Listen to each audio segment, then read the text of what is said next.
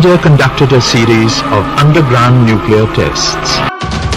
ये धमाका इतना जबरदस्त था कि 330 फीट गहरी जमीन के अंदर से धूल और धुएं का विशाल गुब्बार आसमान में छा गया। पूरा इलाका धूल के गुब्बार में खो गया। आसपास के लोग जो दूर खड़े थे उन्होंने जमीन को हिलते हुए महसूस किया। ये नज़ारा किसी एपिक की लड़ाई से कम नहीं था। आर्मी को ये काम दिया गया था कि वो एक गहरा गड्ढा खोदे जहां बम को रखा जा सके। अब सारी तैयारियां हो चुकी थी। अब आता है 18 मई 1974, जिस दिन का इंडिया को कई सालों से इंतजार था। अब एक ही काम बाकी रह गया था, बटन दबाना। राजा रमन्ना ने पीके अयंगार को बटन दबाने के लिए चुना। अब सबको बटन दबाने का इंतजार था, लेकिन तभी एक गांव वाला कुछ जानवरों को चराते चराते ये बम जहां ब्लास्ट होने वाला था उसके एकदम करीब पहुंच जाता है।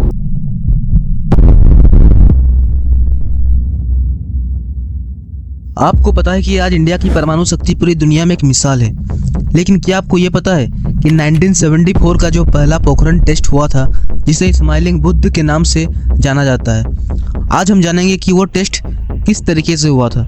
इस बम को ब्लास्ट करने से पहले कौन कौन सी प्रॉब्लम्स आई, इस मिशन के लिए किन्हें चुना गया, बम को जहां ब्लास्ट करना था वो लोकेशन कैसे सिलेक्ट हुई, तो वो सारी चीज़ें हम इस वीडियो में डिस्कस करेंगे।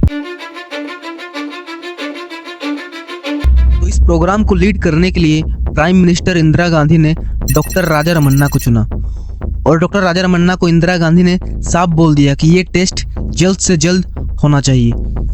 अब डॉक्टर राजा रमन्ना को इस मिशन के लिए एक मजबूत टीम बनानी थी, और ये भी ध्यान रखना था कि इस मिशन को बिल्कुल सीक्रेट रखा जाए,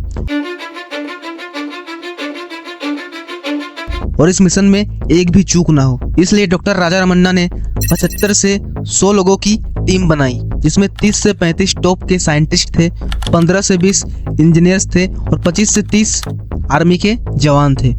इस टीम के अंदर डॉक्टर पीके अयंगार, जो BARC के बड़े साइंटिस्ट थे, इन्होंने ही बम को बनाने और उसकी टेक्नोलॉजी को ठीक से काम कराने में मदद की।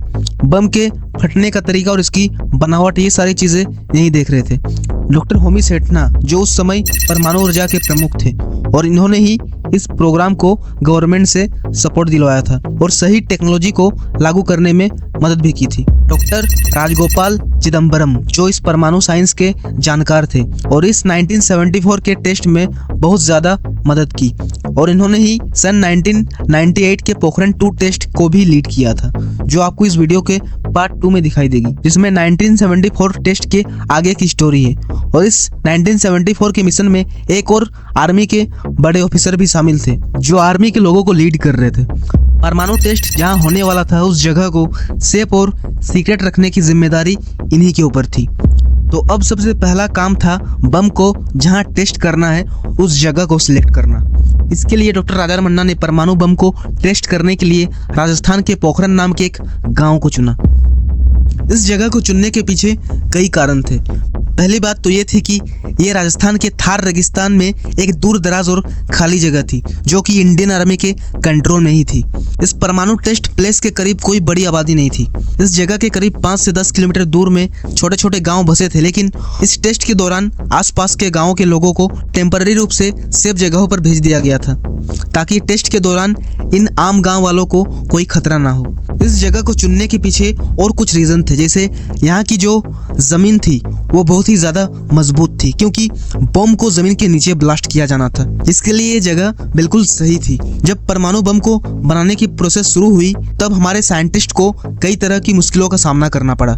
सबसे पहले तो भारत के पास बम को बनाने के लिए प्लूटोनियम था, लेकिन उसे बम में सही तरीके से इस्तेमाल करना आसान नहीं था। हमारे साइंटिस्ट को बहुत ज़्यादा ध्यान से काम करना था, ताकि बम सही तरीके से काम करे और उसका असर बड़ा हो।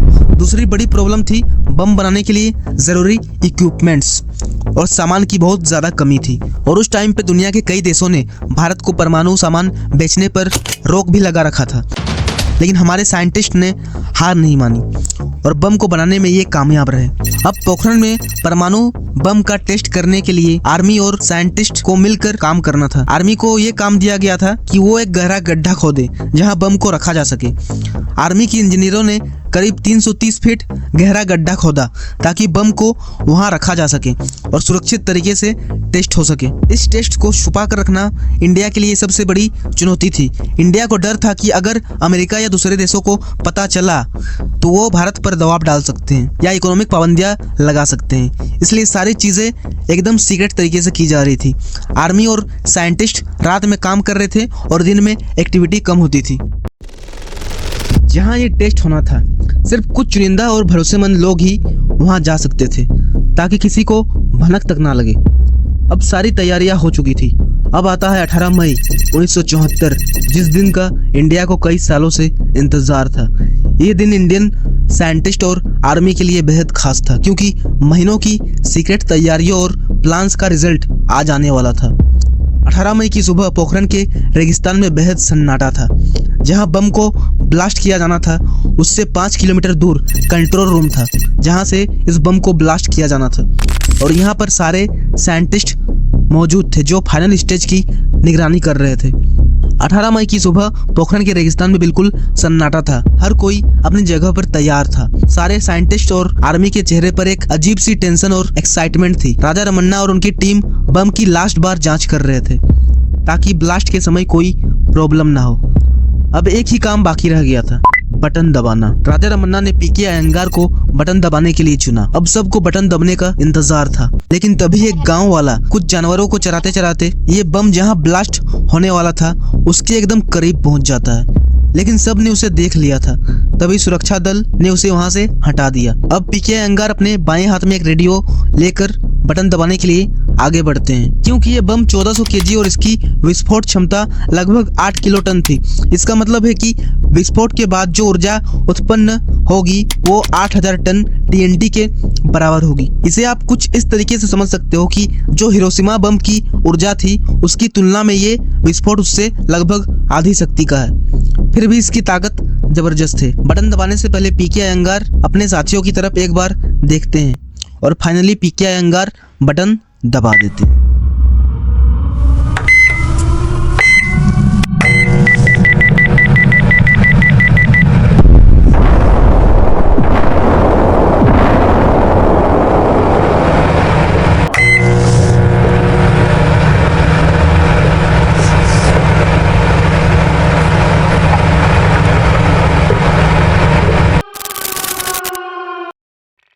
कुछ सेकंड के बाद अचानक एक भीषण विस्फोट की आवाज आती है और पोखरण का पूरा इलाका कांप उठता है। फूल का गुब्बार आसमान में उड़ने लगता है।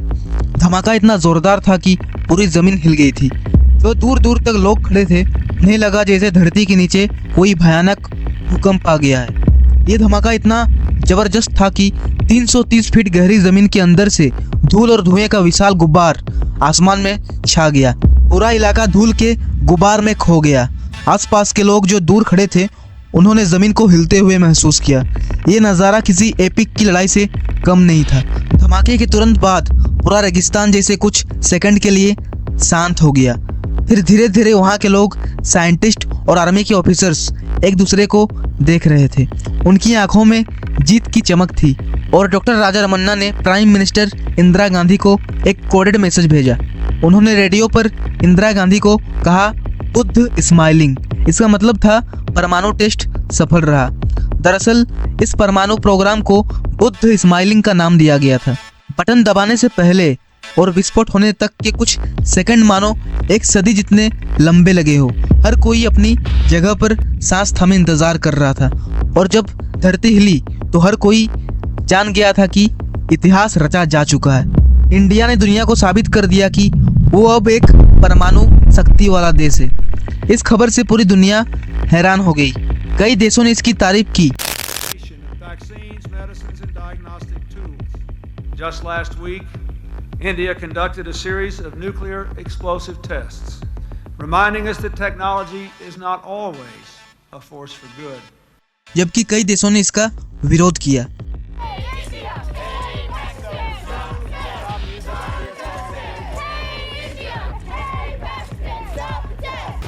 लेकिन भारत के लिए यह एक ऐतिहासिक सफलता थी। इसके आगे की स्टोरी पोखरण 2 जो 1998 में हुई थी, उसकी स्टोरी इसके अगले पार्ट में आएगी, क्योंकि एक ही वीडियो में दोनों पार्ट को कवर करने से वीडियो बहुत ज़्यादा लंबी बन जाती। So thank you.